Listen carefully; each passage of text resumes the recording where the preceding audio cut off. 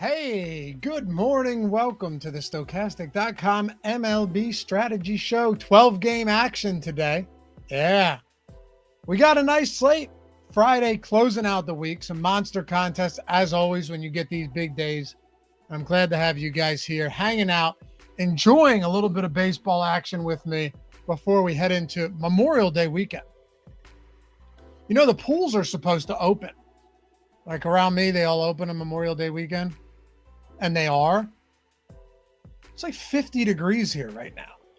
Who's going swimming in that? Doesn't feel like it, man. So hopefully the weather starts to turn around me a little bit sooner, but it could make for some good pitching weather today. And we got plenty of games. I'll say this much though. And by the way, chalk one up to Roth. That game played the full 9. I'm sure he celebrated that. I think we're going to have some decent pitching weather today for sure. You look across some of the Northeast, I'm looking at 55 degrees, Cincinnati, just mild temperatures, Washington, mild again, hot as hell in Tampa, or where are they? St. Petersburg? In Tampa. They're in one of those, whatever it may be, 90 degrees, 60 degrees in New York, 55 degrees in Boston. So there's just, look, Detroit, 54 degrees. A lot of these games today, White Sox 53 degrees, are going to be like we're playing kind of like early April baseball. And we'll pay attention to some of the weather. That Mets game could be a bit of an issue. Boston, who knows, could be an issue there. Everything else looks mostly okay, but we'll dig into all that as we always do. Anyway, glad to have you guys here hanging out. Hopefully you guys had a good early slate. Had a good main slate. I wasn't here for the main slate. It was small, but the early slate went well. Early slate went nice. The Sims definitely backed us up on a bunch of these spots. When we ran this, we were getting like 50% combined stacks between the Angels and the A's. And that game ended up scoring what? 15, 17 runs? Something like that. We'll take it, man.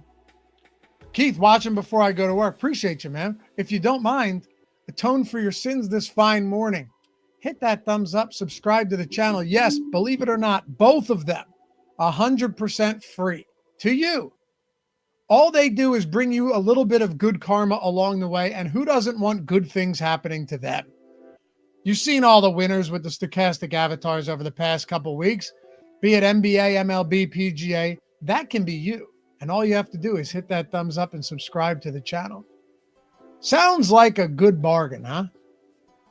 Anyway, if you're listening or watching after the fact, shoot a comment down below. Appreciate all you guys for doing that. I always read and respond to them for sure. But let's make it happen. Oh, before we do, I had a dream last night that the NFL season had started and we were doing NFL strategy shows. Man, I woke up more dejected than ever. It's the best time of the year. I know a lot of you guys are big baseball guys, and so am I. I love doing these shows. I love playing MLB DFS.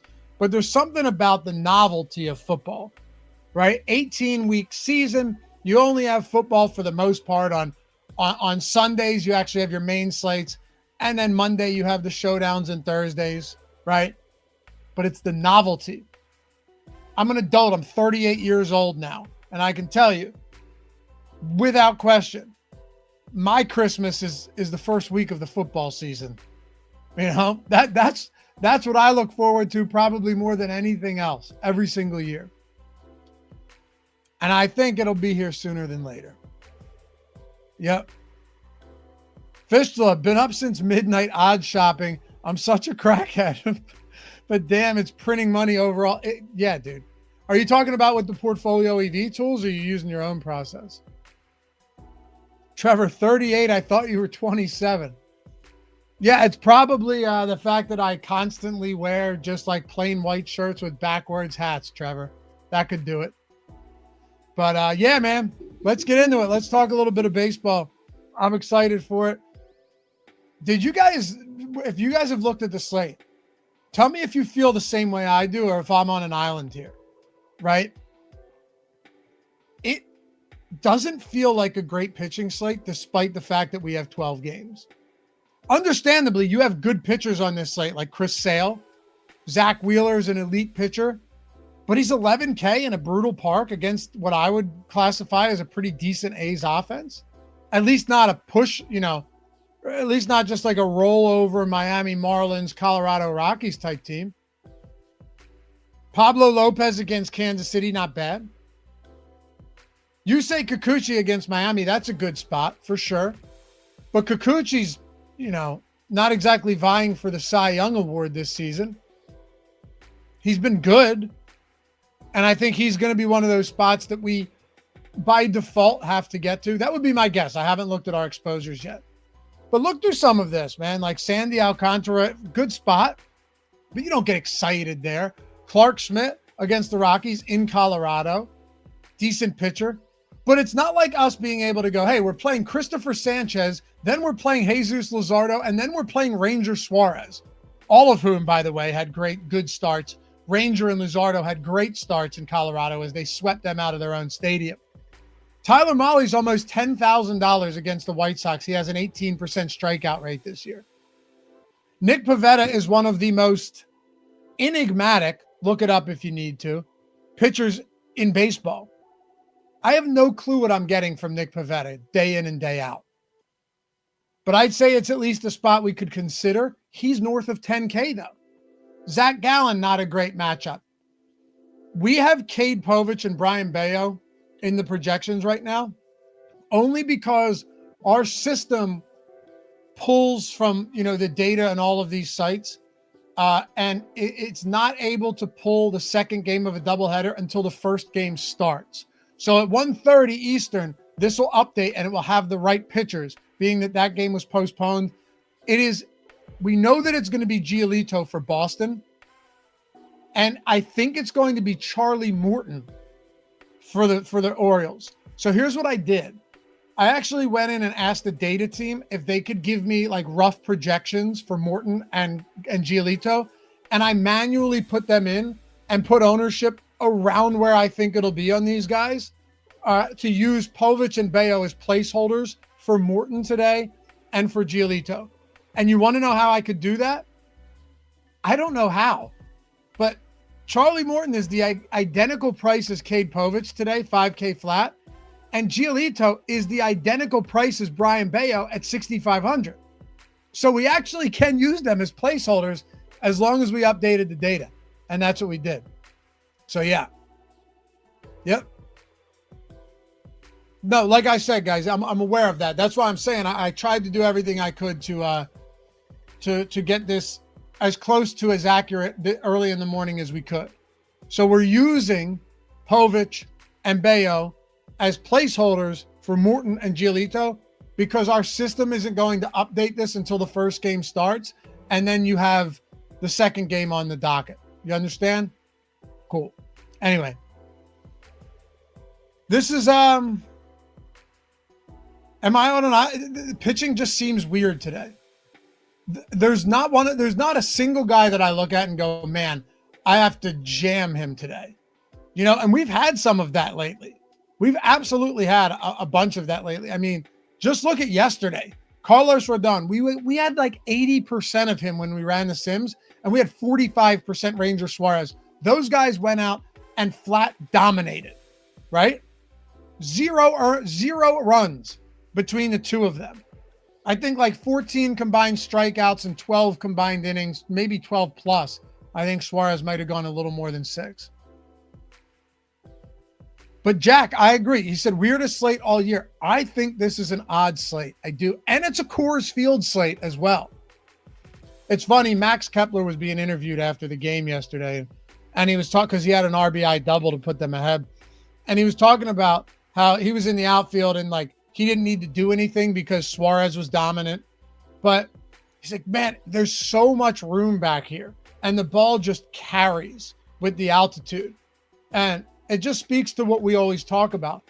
It's not as much the fact that it's an easy home run park where you just have like, shorter fences.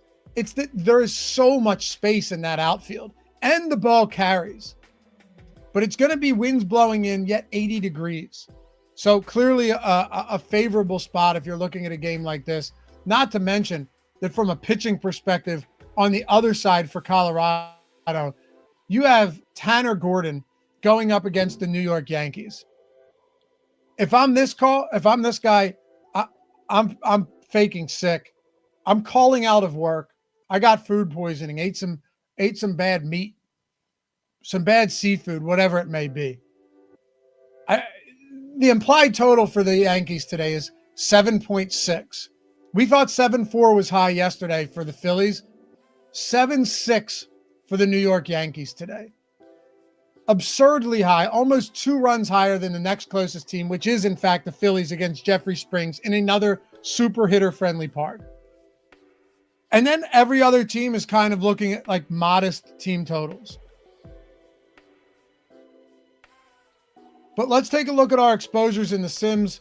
You best believe I like to lean on these Sims as much as humanly possible. They've been really good to us, and they're going to point us in the right direction one way or another. One way or another, they're pointing us in the spot that we're looking for. Chris Sale against San Diego, 52%. Now, this is a San Diego team. We already know this on the year, that has done a really good job of limiting strikeouts. It's a good team, right? They've come back down to earth a little bit lately, which is beneficial for Chris Sale and for all of us who intend on playing him today.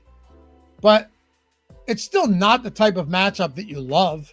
You know, San Diego, bottom 3 K rate against lefties on the season. It's a tough team. But at the same time, they're not exactly just going out there and annihilating left-handed pitchers. They just don't strike out a lot.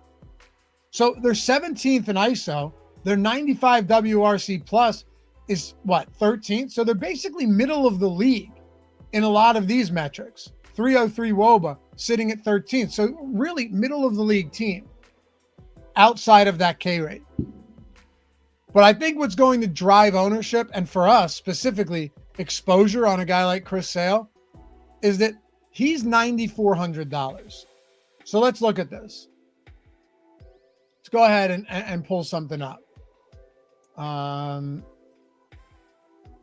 Chris Sale, $9,400. I'm going to go to the probable pitchers list on Fangraphs, right? And go to advanced, and we're going to sort by strikeout for the guys on this slate specifically. Slade Ciccone doesn't count. He's made 1 start, 5 innings. I think it was against the Marlins.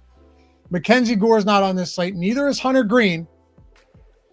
So Zach Wheeler is on the slate. 32.8% K rate. Elite stuff. 4.9% walk rate. 27.9% K minus BB. Just as elite as it gets, right? But Chris Sale is 30.4% with a 6% walk rate and a 24% K minus BB. He's not far behind. So while the matchup isn't great, Chris Sale is $1,600 less expensive than Zach Wheeler today. And he has better overall numbers than a guy like Nick Pivetta, who also has great strikeout stuff, but Pivetta is $900 more expensive than Chris Sale. And that's not exactly the easiest matchup for Pivetta either. You know, if we look at team totals in a spot like this, San Diego is at 3.8 today against Chris Sale. 3.8. Pretty remarkable, right? They're down there with the White Sox and the Kansas City Royals, and Chris Sale is the 5th highest priced pitcher on the slate behind Wheeler, Pivetta, Pablo Lopez, and Tyler Mahle. Meanwhile, the Atlanta Braves are at 4.6. The Athletics against Zach Wheeler are at 4.3. So the only team with a lower implied total, 2 of them,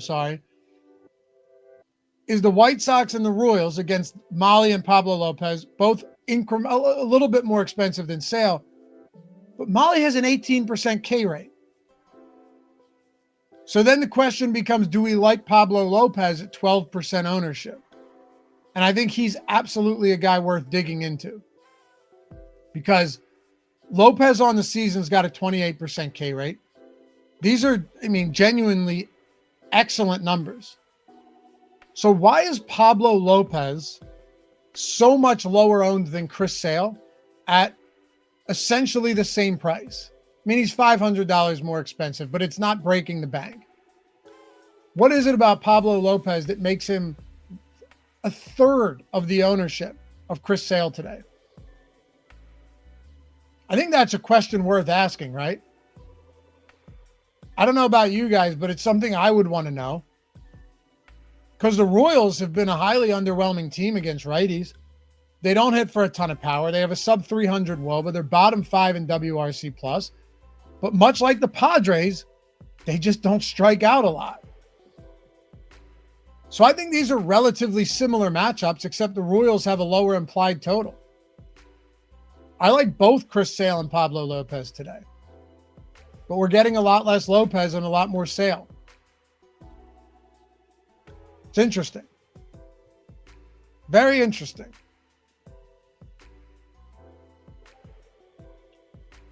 Reading the comments here for a second. Kid Kobe, Sale 10-4 on FanDuel, Wheeler at 11K. Yeah, I mean, obviously that can change things, right? We can see what the ownership looks like on these guys over on FanDuel. Sandy, yeah, those Wheeler's 4% owned at 11K. Sandy Alcantara is 21% at 8K against the Angels. No team strikes out at a higher clip against right-handed pitchers than the Angels this year. So I think Sandy on DraftKings and on FanDuel, he's $7,700 on DraftKings is good. But let's not tell ourselves any tall tales here. This guy hasn't been very good. You know, he has an alarmingly high walk rate. His K rate is nowhere close to what we'd want it to be. And he struggled mightily. Not to mention, Angel Stadium isn't even that good of a park for pitchers. Like, look at this. If we look at the rolling, let me go rolling 3-year average here for both sides.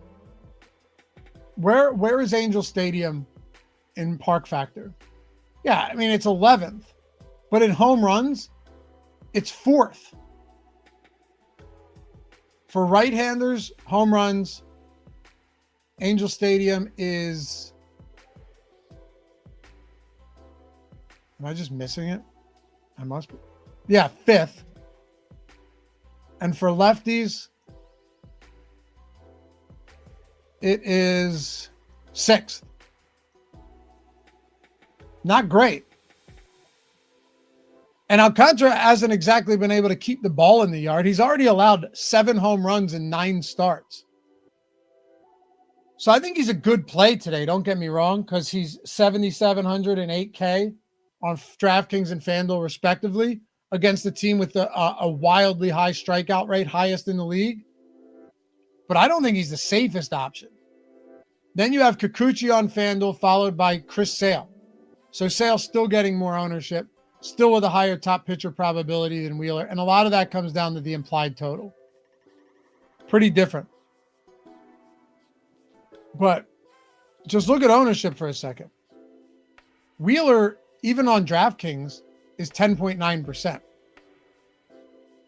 Because so much of this is going to Kikuchi, Povich, but I think there's a possibility that Morton gets somewhat similar ownership, although he's been abysmal this year. If you're joining late, our system can't update for pitchers on the second game of a doubleheader until the first one starts. So when it does, just so you guys know, the starters are expected to be, Giolito is confirmed. We don't have a confirmed starter last I looked for Baltimore, but it's expected to be Charlie Morton. So Morton and Giolito, and then Povich and Brian Bayo are on that 1 o'clock game. Clark Schmidt against the Rockies in Coors is getting 17%. But Sale and Kikuchi are the two guys getting the most ownership. And as far as our exposure goes right now, those are the two guys we're getting the most of. The Sims aren't actually doing anything different here. We're not really doing anything particularly unique. If you look at this, we're over the field for sure on Chris Sale, and a bunch of these other guys, we're just matching the field. Which I'm okay with. I don't have much of an issue with it. Oh, by the way, I do have a promo for you guys that I think you're going to love. coming up in just a minute. So stay tuned for that. It's actually basketball, but I know a lot of you guys are cross-sport warriors, and we've got a month left of the NBA season, and the tools have absolutely dominated, particularly for Showdown lately. So stay tuned. I think you'll be happy that you did. But I want to work through a few more of these first. S&P, what's good, brother? If it is 7K Rogers as opposed to 5K Morton, am I crazy to have interest in Burke against this terrible Rangers offense? You know, it's funny that you mentioned Burke, because I don't think Burke is the worst play with how bad Texas has been. I know Texas has a 5-run total. It kind of feels like the books haven't caught up to how bad they've been yet, though, right? Doesn't it feel that way? That you look at some of these odds, it feels like Vegas, and I'm never going to pretend that, I'm sharper than Vegas here, but I do think there are times where, where books can lag, right? Like where the overall consensus can kind of just lag on a team. And you know what? Maybe they do start playing better. And maybe over the remaining, June, July, August, September, 4 months of the season, they start to perform and outperform expectations or meet expectations. But they've just been bad. They've been bad. The problem is that Sean Burke hasn't exactly been good. I was looking up his numbers today, and while there's a few guys and a few arms in the starting rotation for the White Sox that have actually been decent, Sean Burke's been one of those guys that has actually been better than he should be. Like, he's got a 6.5 xERA, 6.08 FIP, and a 5.69 xFIP. He's striking batters out at 15%, 12% walk rate, 11.7% barrel rate, 45% fly ball rate. I mean, all of these numbers look bad. Sub 10% swinging strike rate. So I honestly don't think that I would go to Burke today. I don't like this spot. And it's not because I'm not willing to place somebody against this terrible Rangers offense, but I think more of it has to do with the fact that Burke just hasn't shown much, man. Even in the games where he's put up respectable numbers, right? Like he's had 2 games with 20 plus DK points. One of them was a 3 strikeout game against the Angels. Another one, he had 5 Ks. It was a good start, got the win, 6 scoreless against Milwaukee. So he slipped a few of those starts in there. If you want to use that to make an argument for playing him, but there's just so many things that have to go right with him when it's so much more likely that a lot of things go wrong. I mean, he doesn't have more than 5 strikeouts in a single game this year, and he's only done that twice. Like, he has 3 or fewer strikeouts in 5 of 9 starts. Sell me on him, S&P. Tell me why I should be looking to Sean Burke today. But yeah, just looking through some of these lineups, a lot of Kikuchi. I'm using Brian Bayo as a placeholder. I did actually want to ask you guys this. What do you make of Giolito today, given that he's going to be starting? I mean, this guy has really struggled through his first 4 starts. He's faced Toronto, Texas, Kansas City, and Atlanta. So it's not exactly like he's gone, run the gauntlet here. He's had one pretty tough matchup. The others haven't been that difficult at all. What do we make of a guy like Giolito? Because I don't know what the answer is. He was out with the hamstring injury. He came back in late April. So he's only been back for, a little over 3 weeks. 4 starts, 3 calendar weeks. He wasn't great in his rehab starts. And now he's just been pretty rough so far. He had a 7 strikeout game, a 5 strikeout game. But for the most part, you're looking at a guy who has been nothing like his former self. This is someone whose strikeout rate was really strong prior, right? Like 25% last year, 25%. Oh, I'm sorry, not last year. What was it, 2023? 26%, 25%, 28%, 33%, 32%, and now it's sitting at 18.9% through the first 20 innings he's pitched. He has faced a few teams that don't strike out at a high clip. He's 6,500, facing Baltimore. Like, is there something here for Giolito? Baltimore has the third highest K rate in the league. I don't know. 6,500 might not be crazy on him. Like S&P, I'll ask you this, and I'll ask you guys this. Feel free, pop in the chat. Would you rather play a $6,500 Giolito or a $5,500 Burke? Let's actually look at pricing here. Again, projections haven't updated for the correct pitcher matchups. It's Giolito and probably Morton. We have Povich and Bayo. They're starting the early game on the doubleheader. So we have these guys in this price range. I'm gonna go all the way from Sean Burke up to, say, Eric Lauer. Because not to say he's in the middle, but close enough. So you have Eric Lauer against Tampa Bay. You have Miles Mikolas against Arizona. That's just a dreadful spot against a team that doesn't strike out, and he doesn't get strikeouts. He has a 3.5K prop that is even money on the under. Giolito at 6,500. Jeffrey Springs against the Philadelphia Phillies, who have a 5.8 total in a hitter's haven. Ryan Gusto against Seattle. Tanner Corden against the Yankees at Coors. That's a non-starter.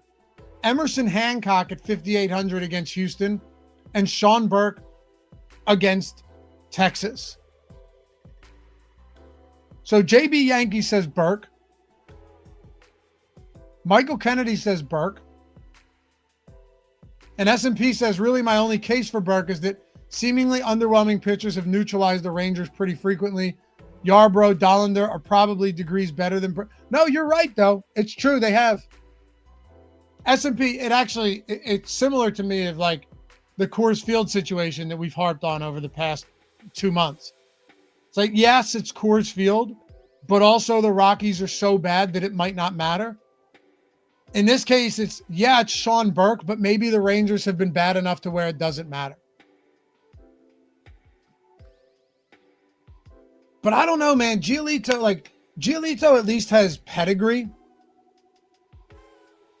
He's never been elite, right? Like, even when he struck out a lot of batters, he was still, like, over the past couple of years, he was never great. He had a couple really strong seasons a handful of years ago. But from a strikeout perspective, knowing what we know about him, and I'm not just talking about like this year, I'm saying in the past, should we be looking at the last 4 starts for him, or should we be looking at the last 5 or 6 seasons from Giolito where his K rate was as high as it was? Because if that's the case, then he shouldn't be 6,500. He just hasn't been good. I'm pulling up his velocity right now for this year. Yeah, it's fine. It's really no different.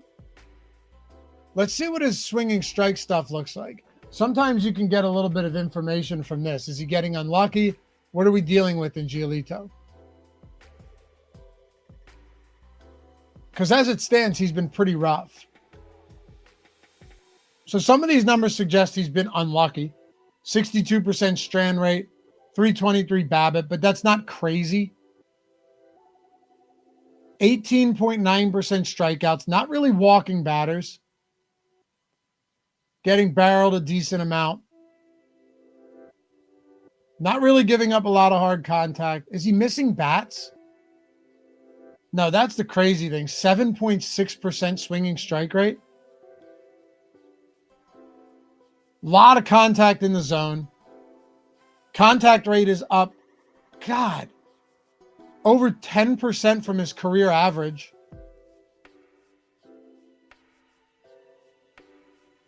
There's something a little startling there that I don't love. I really don't. I'm just throwing it out there. Because from what we know right now, you're looking at Chris Sale being popular, and we're getting a lot of him. Not the greatest matchup, but a 3.7 total for San Diego is very low. One of the lowest on the slate. Yusei Kikuchi against Miami. That honestly kind of feels like a no-brainer. You know, you'd rather this game be at Marlins Park, but does it matter? Yusei Kikuchi, you have to like him here. Cade Povich is our placeholder for very likely the same priced 5K Charlie Morton. I think Morton, despite how bad he's been, would at least get a little bit of ownership because he's got decent enough strikeout stuff to where maybe he ends up being okay. Do they have Morton on here? Let's see. Does Fangraphs have Morton on here anywhere? Nope, they don't have him up yet either. And then Sandy Alcantara. Are you guys going to be going to Sandy? I think this is the toughest spot for me. Tougher than Sale, Kikuchi, even Clark Schmidt at Colorado. The toughest spot for me is going to be Sandy Alcantara against the Angels. Because on one side of the coin, this is an excellent matchup. You know, just a really good spot against an Angels team that strikes out more than any team in the league against righties.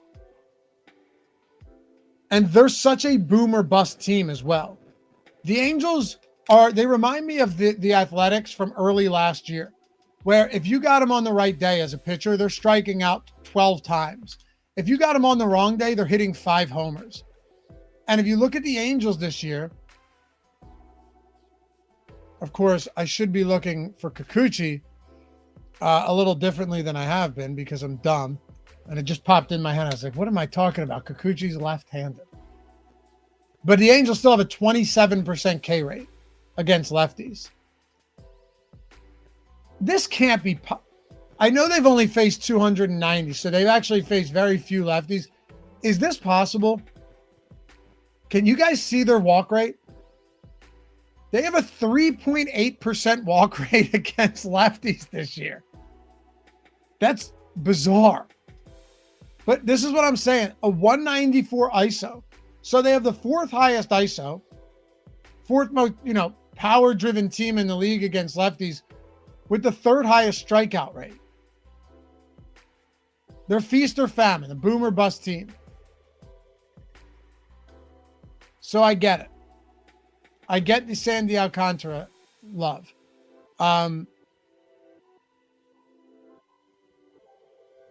God, I'm mixing everything up. Alcantara is the righty facing the Angels. Kikuchi is the lefty. Jesus, dude. I just wasted a good minute of your guys' time for putting my own head in a pretzel unnecessarily when I had it right the entire time. Whatever. Oh, God. Miami. Here we go. Miami's bad. Do I need to go into this any further? No. Let me take a sip of water and regroup here. What an idiotic move. Who cares? We know it's a good spot for Kikuchi. Alcantara is the weird one. But it's the same thing that Miami with Alcantara. Like power against righties for the Angels. A lot of strikeouts. Not a lot of walks. That's who they are. Who are we getting none of at pitcher? Let's see. Miles Michaelis, Noah Cameron, Slade Ciccone, Zach Gallen against St. Louis, Nick Pivetta, Jackson Jobe, Griffin Canning against the Dodgers. That checks out. Jeffrey Springs against the Philly team with a 5.8 total. Tyler Mahle's 9,600. We're getting 5% of him. 5% Gusto, 7% Burke. So there's a little S&P. Zach Wheeler at 10%. Alcantara at 12%. Lopez 12. Bayo, assuming that would be Giolito at 18, but that'll change once we have updated projections and ownership.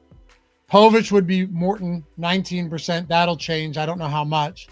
Schmidt, Kikuchi, and Sale. That's the bottom-up approach here from exposure. So let's talk about Nick Pivetta for a second, and then we can start getting into some bats.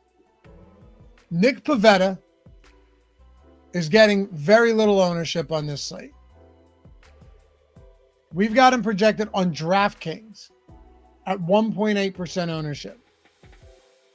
This is a guy who only a couple weeks ago, I was willing to take a look at his Cy Young odds because he had been so dominant and his odds were nowhere close to in the ballpark as any of these other NL pitchers that were at the top of the list.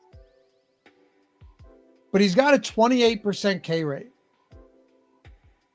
He has a 3.62 xFIP, a 3.10 FIP. He's allowing very little power, 0.89 home runs per nine. Nick Pivetta has objectively been good. And because he's priced north of Pablo Lopez, north of Chris Sale, ahead of all of these other guys, right? Low 8K Kikuchi, Sandy Alcantara at 7,700. We're getting basically none of him. So at 10-3, is he worth it against the Atlanta Braves? Well, let's dig in. The Atlanta Braves this season against righties, by the way, should be pretty favorable hitting weather there, but we're going to Chris Sale, so we can't use that as an excuse. Have seen that K rate decline recently, 21.5%, way higher earlier in the year. It's obviously a team that's improving, that got off to a terrible start, really uncharacteristic start for them, and we knew it wouldn't last. But you've got 1,400 plate appearances now, and they're tied for the Dodgers in 14th in K rate. 142 ISO against righties as well. That's the surprising part. 22nd in the league. And a 103 WRC plus is 14th. So should we be looking at more Pivetta or not? Honestly, if you're looking at more Pivetta, then that means to me you should probably be weighing that against Zach Wheeler as well. It's a more difficult spot for Wheeler in this really hitter-friendly park.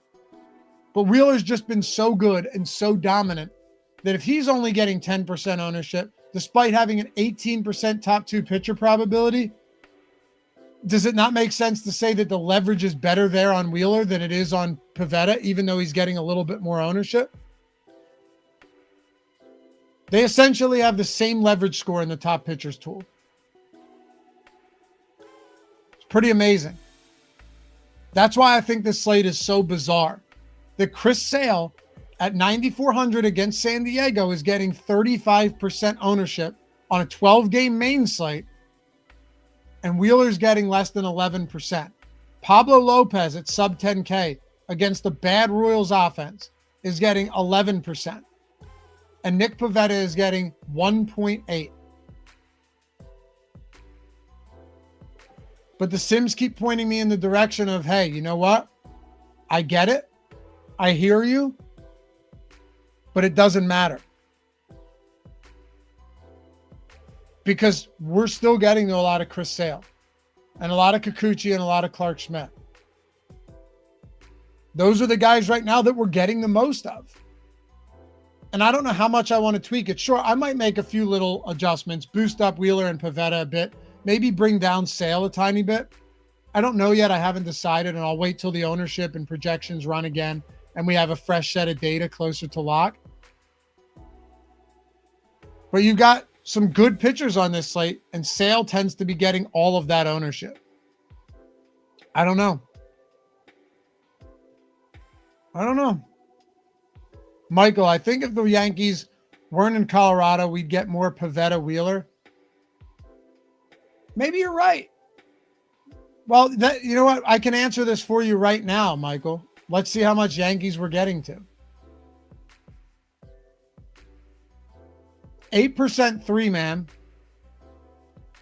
2%, 2% four-man, and only 3% five-man stack exposure. So we're actually underweight to the Yankees. Who are we the most overweight on? Cleveland, Minnesota, and Philly. Yeah, we're actually underweight to the Yankees. So I guess that's not the answer here. S&P, 7K Judge and Coors has to be the answer to why pitching exposure looks like it does. Sales pitching at home is the cheapest of the top pitchers. Yeah, there's no doubt on a 12-gamer, whether it's Judge or just other high-priced hitters, that's factoring in, right? Like, you know Philly's not going to be cheap today against this Athletics team in a great park. There's plenty of that stuff. Plenty of that. So I understand it all. But let's see, how much Judge? There you go. S&P 1993, right over the target, huh? You missed one, though, S&P. Ohtani, too. So look at that. Our 4 highest exposed outfielders today. 7K Judge, $6,500 Ohtani against Griffin Canning, $5,500 Bellinger, and $5,900 Corbin Carroll against Miles Michaelis. So here's what the Sims are telling. This is why I love this tool. Also, why I love you guys pointing stuff out in chat. You know? Makes the show so much better when we do it this way, because then we can just figure things out as we go. Even if you're not a Sims user, this stuff should be valuable to you to understand why lineups look the way they do. And look at this. If the Sims are telling us, all right, hey, listen, paying the extra $900 for Pivetta or paying the extra $1,600 for Wheeler over Sale, the juice isn't really worth the squeeze on a slate like this.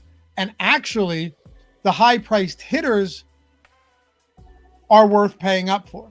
Sometimes it's the other way around, where we get to a bunch of cheap stacks, you pay up for expensive pitchers. But the Sims here with this specific run at 11 a.m. when I ran it are suggesting the opposite. That it isn't the pitchers, but in fact, it's the hitters. Trey Turner, 6K, our highest exposed shortstop. Jose Ramirez, our highest exposed third baseman at 5,500. Ketel Marte, 5,300, highest exposed second baseman. Ohtani, first outfield, 21%, highest exposed at first. And then catchers, just, you know, a hodgepodge of shit. But you get the point. It makes a lot of sense. By the way, for those of you guys, I tell you every show, suggest you take advantage of it. But if you ever are trying to get in on the action and get these Sims, a full month of Sims, contest generator, late swap tool, post contest, top pitchers tool, every tool that I ever show on here, every tool that we have for MLB. By the way, shout out to our guy, Lithuma, DM me yesterday. He DM'd me 2 days prior asking if I could give him the promo code. Like I said, DM me at Laffy_D. My handle's right there. He DM'd me asking if I could give him a promo code to get in on the Sims for the month. I hit him up. Here you go. Here's the tutorials. Go to town, brother. 2 days later, he took down 50K. I'm not saying that happens to everybody, but it's just so cool to see it, man. It was so cool for him to DM me back 2 days later after getting a code, after signing up, and be like, dude, I took down 50K. 1 million for Dr. Rex Goodfella in PGA using the Sims just on Sunday. And then you have Dustin and Landra, first-time Sims users, finishing first in the PGA short game, third in the mini max, and Joey Prindle taking down his like 15th bink using the Sims, using the MLB Sims 20K. It's just awesome, man. So if you're interested, DM me. Say, yo, I watched the show. Can I grab that code? I think I want to try it. I want to try. Give me a month of the Sims. Let me get in on this. And I'll give you, I'm telling you, it'll be worth your while. None of this like five. Yeah, here's 3% off for the month. I wouldn't do that to you. But I got something else today. I got something else for you guys. Do any of you are you still playing NBA DFS? You should be. Because if you've got the time to do it, the tools have been crushing. If you want to get in, if the finals goes 7 games, that means that there is an entire month left of NBA games, right? Entire month left. So if you said, I want to try these tools, but I don't want to have MLB and NBA, or I want to do this, or I don't play enough NBA, the entire rest of the NBA, and we have the showdown Sims, you can see it right here on the screen. These are just wins. These are only a couple. I couldn't fit them all. These are just wins from the NBA playoffs. And look at these. Most of these are showdown slates. 2K, 3,400, 5K, 45. And I just plucked the first ones I could find. If you want to get in for $1 a day for the remainder of the NBA season, from now all the way until the end of the season, and even if that season ends early, you still get credited and it still picks back up, $1 a day. Use the code $SIMS with the link in the description when you sign up for a core monthly Sims package and get the entire rest of the season for $1 a day. So I know a lot of you guys are here for MLB, but if you're trying to make money, that's really the only thing. Like, we want to have fun, but we want to make money as well. Use code $SIMS, DOLLARSIMS, when you check out with the link in the description and select NBA Core Sims, and you've got it for $1 a day through the remainder of the entire season. Dudes are crushing with the NBA Sims for the showdown, for the 2-day slates, all of that. And NBA contests are still absolutely massive. So use $SIMS, DOLLARSIMS, $1 a day for the entire remainder of the NBA season. Jump in, use the Sims, use all of the tools you have at your disposal, and start taking down contests and tournaments in the NBA streets, not just MLB. $SIMS, $1 a day. It's the best deal you're going to get. Don't feel like the season's over just because we don't have 12 games a day. A lot of money left to be made. All right, let's take a look at our exposures on stacks for a second. So I want to pull up stack exposure and see where we're most positively and negatively leveraged. What we would be fading today and hoping it does not hit, and what we should be playing a lot of. Our most negatively leveraged team is the Yankees. God, what is their stack ownership? Whoa, 23%. 23% on this slate. 24% top stack probability. Amazingly, they have a 13% stack score. What if I were to go in and just isolate our Yankees exposure? So let me go filters, team, contains, NYY. How much individual Yankee bats are we getting?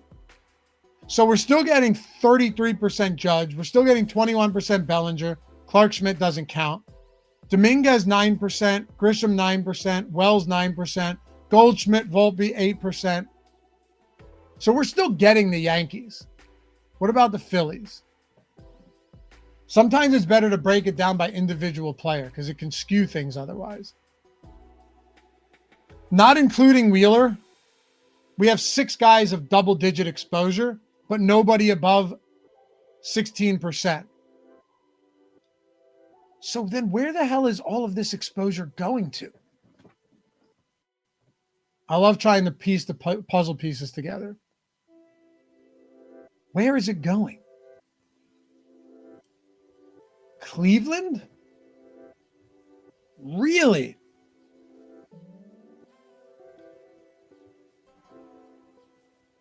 Cleveland against Jackson Joe. What's their total today?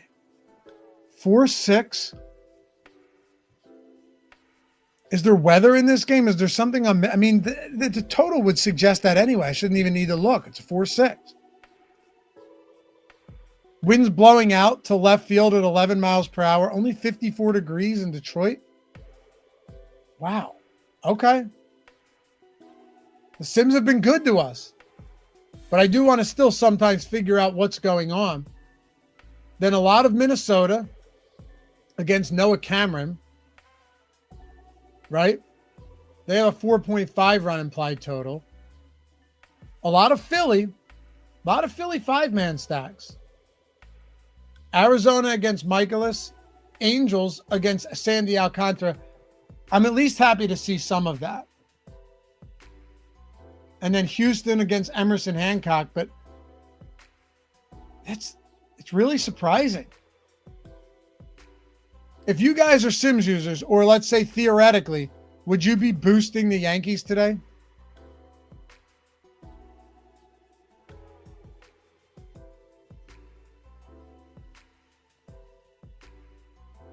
I mean, maybe I'd consider it, but I don't know what. Let's see what our Yankee stacks look like. So we can go in here and filter this. So go to stack, filter, NYY.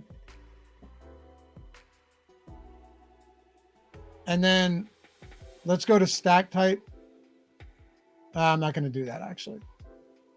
Let's see if we can find any 5-man Yankee stacks. Here's one. Sean Burke and Cade Povich. That's how expensive the Yankees are today. Any other 5-man Yankees? Here's a 5-man. Kikuchi and Burke. 4-4. Slade, Ciccone, and Povich, which would be, of course, Charlie Morton, because we haven't updated that yet.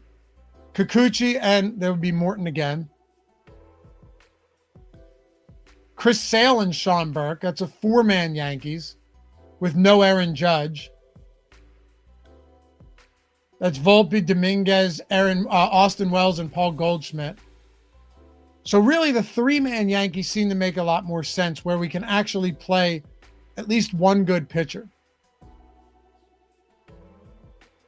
2-man Yankees with Sale and Gusto. 2-man Yankee with Sale and Bayo, which would be Giolito. 2-man with Sale and Burke. Even that's tough.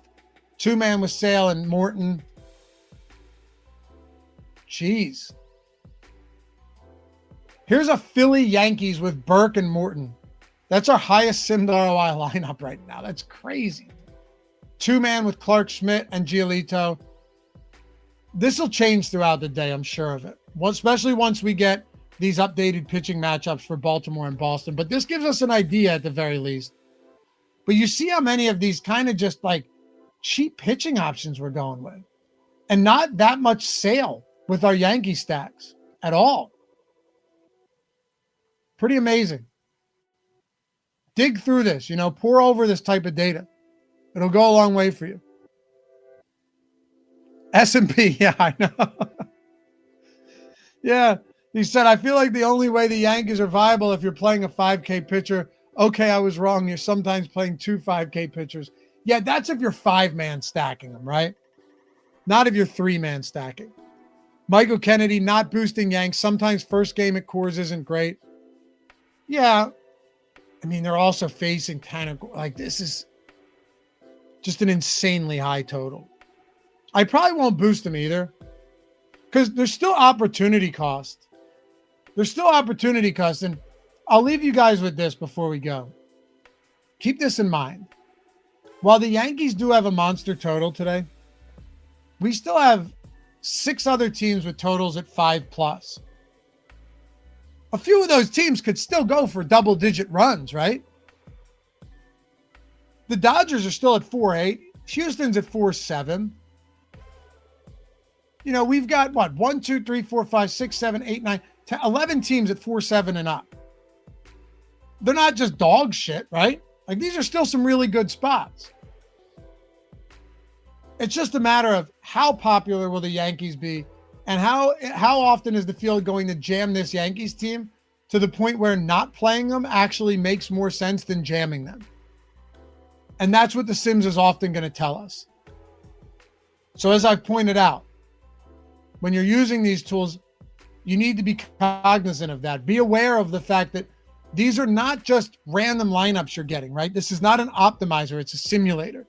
So it's generating a field that is intended to mirror the field you're going to be playing in.